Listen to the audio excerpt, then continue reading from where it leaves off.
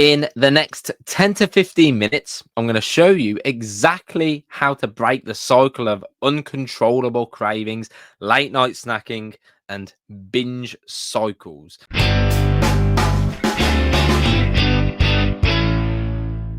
Now, before we go any further, my name is Chris Feekins, and I am a type 2 diabetic specialist. My area of expertise is helping ladies just like you lose weight, lower your A1C, achieve remission, and get off all medications. And so far, I've helped over 400 ladies lose 40 to 60 pounds plus, lower their A1C, and get diabetes removed as an active diagnosis, which is pretty darn awesome. Now, let's get into it without any further ado. Let's be real. You don't need more willpower, right? You don't need another list of eat this, not that. If you find yourself mindlessly snacking through the afternoon or eating everything in sight once the sun goes down, you're not alone. But more importantly, there's nothing wrong with you. You're not broken. There's a reason why you fall into these patterns, and there's a simple two-step solution to breaking the cycle for good. So let's dive in. Step one is to rewire what drives the craving, right? And there's three things that can drive the cravings. Cravings usually come from these three places: a hungry body, a stressed out mind, or an over restrictive diet. So, number one, managing your appetite better. A hungry body. If you're constantly hungry, you'll constantly crave. One of the first points that we want to address is going to be this: eating 80 grams of protein per day. And the reason why this is so important is because there's a direct correlation between an increase in protein and a decrease in a natural hunger hormone called ghrelin, right? Which means you're going to feel fuller for longer. No one wants to feel hungry all day, right? That's horrible. But if you're feeling more satiated, fuller for longer, you're going to experience less cravings and you're going to be reaching for less snacks. On top of this impact of satiety, protein also is insulinotropic. What that means is the consumption of protein leads to the release of insulin, which also helps manage blood sugar naturally without needing more and more medication. So first of all, you're going to get, by the way, this whole document that we're going through here, you get a copy of that. Go down below into the description. You can download it, print it off, save it, and also you can access some of these links. Right, this here, if you click this is a list of high protein foods to make hitting this goal a little bit easier. So go ahead, go down below into the description and grab that. All right. So hitting a protein goal. Next would be don't skip meals, especially lunch. Right, skipping equals rebound snacking later on. Even if you haven't got time to sit down and eat, I've literally got a protein shake here on my desk, right? This would be significantly better than having nothing for lunch, right? Significantly better. What I don't want is for you to, constantly be pulling into the drive-through because it gets to 4:30, 5 p.m. and you're starving, right? We want to avoid that. Don't skip lunch, right? Next, eat bigger volume meals, more food. Add veggies, soups, salads, food that fills you up with adding tons of calories to you, or carbs to your plate. And lastly, hydrate. 60 to 80 ounces of water daily reduces false hunger. Now, don't try and focus on all of these things at once. What I would recommend, first of all, is just focus on the protein target. Once you get good, consistent, comfortable with that, then come back and address rather some of these other things too. Cool. Next, de-stress your mind. Some snacking isn't about food, it's about feelings. When you're bored, anxious, or overwhelmed, food becomes a quick fix. And I say fix because we know it's not actually a fix, right? It feels like it in the moment. It's a distraction, and it's a coping mechanism, but it doesn't actually fix anything. Unfortunately, I wish it did, but it doesn't. Right? So instead of saying I am an emotional eater, say in the past I've turned to food when emotional. That one shift helps you take back control, because if you say or think I am an emotional eater, you're going to continue to be one. unfortunately, because as humans, we tend to act in alignment with what we believe to be true about ourselves. If you believe deeply within your subconscious that you are an emotional eater, you are going to reinforce that by acting in alignment with it. You are going to fit the mold. So we don't ever want to identify I am anything negative, because as always, you are going to continue to act in alignment with that. Now, when the craving does hit, ask, when you're feeling stressed, overwhelmed, whatever the emotion is, how will I feel 15 minutes after eating these 6 cookies? How are you going to feel? Ask yourself that question. And you already know how you're going to feel, because this probably isn't the first time. So be honest, how are you going to feel?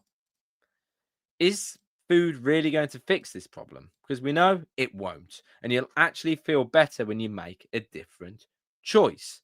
And lastly, stop over restricting, over restricting,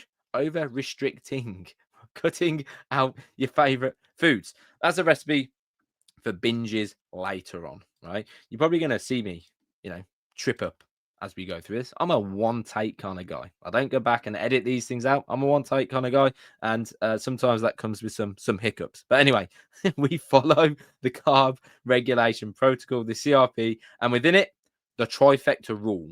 Right, the trifecta rule applies to these 3 things here. We've got portion, a few slices. Great, that's fine. The whole pizza, nah, not ideal. Frequency, have sweets once or twice a week, not daily. And then balance. If you have a high carb dinner, keep the rest of your day lighter. So, step 1 here is all about rewiring what drives the craving. Step 2 is breaking the habit loop. Once you've lowered your, craving triggers, it's time to address the automatic habits that drive snacking and late night eating in the first place. This part is straight from James Clear, one of my favorite books. If you've not read James Clear's Atomic Habits, I definitely recommend getting that. And it works like magic, right? And the first step of breaking the habit loop is to make the snack invisible. Out of sight equals out of mind. If chips are on the counter, you'll grab them. If there's a cookie jar on the counter, you'll grab them. If they're not in the house, no temptation. Right now, this ventures into being over restrictive. Now, what we want to do is just design your environment to support breaking this habit. So remove the cue, change your environment, and put barriers between you and the habit. Ask yourself, when do I normally snack? What's around me? Who's there? What just happened? Identify the trigger, then interrupt it. Next, want to make it difficult? Add friction. The harder it is to do the habit, the less you'll do it. So this is an example that I've actually, Michelle, one of the ladies that I used to coach, she was struggling with late night, reaching for the candy. So what we did is we got her candy and we put them in the garage, because she wasn't going to the garage at 9 p.m.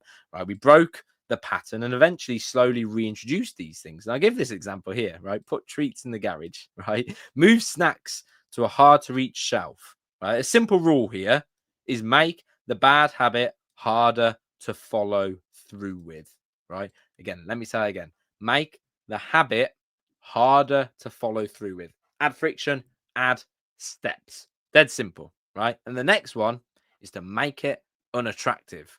You don't just change what you do, we want to change how you see it. Snacking isn't a reward, it's a temporary fix with long-term consequences. So remind yourself, this is keeping me stuck. This is stealing me of my energy, my confidence, and my control.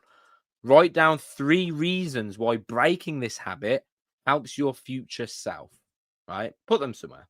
Maybe if it's even on your phone, read them, right? Keep those things present and close to your chest. Final thought on this matter, right? I know we've just gone through quite a lot, but remind yourself, you don't have to be perfect.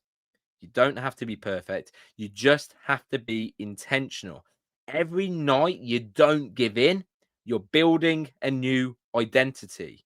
You're becoming the woman who follows through, the woman who's not controlled by food, and the woman who breaks free for good. So what I want you to do is to revisit this video a few times. Go down below, get the document, download it, print it off, do whatever you want to do with it. Take this step by step. Don't try and do all of this at once, because that's part of the problem already. Is you're trying to juggle far too many balls. You're trying to spin far too many plates. You're already busy. You're already somewhat overwhelmed. So if you was to try and add another 5 balls to the mix, guess what? You're going to be dropping them everywhere. You're going to feel like you're failing, that you're not doing enough. That's already part of the problem. So just start with one of these things, a protein goal, drinking more water, whatever it may be. Removing snacks from your immediate environment. I've got a drawer down here. If I had snacks in this drawer, that'd be a big problem. Not because there's anything wrong with me, because my environment is sabotaging me. So think about all these things, make some notes, print it off, do whatever you want to do with it. If you've got any questions, all you got to do is send me a message. Of course, right? Again, if you want the document, go down below. It's in the description. Grab that, and obviously I'll be speaking to you soon. And like I said, I know I've just said this, but any questions, I don't want you to leave this more confused than when you came. I've just sat here for over 10 minutes recording this video because I want to help. So don't rob me of that. If you've got questions, concerns, worries, bring them to me. Send me a message. I'm here to help. Lean on me, and I'll be speaking to you very, very soon. Take care.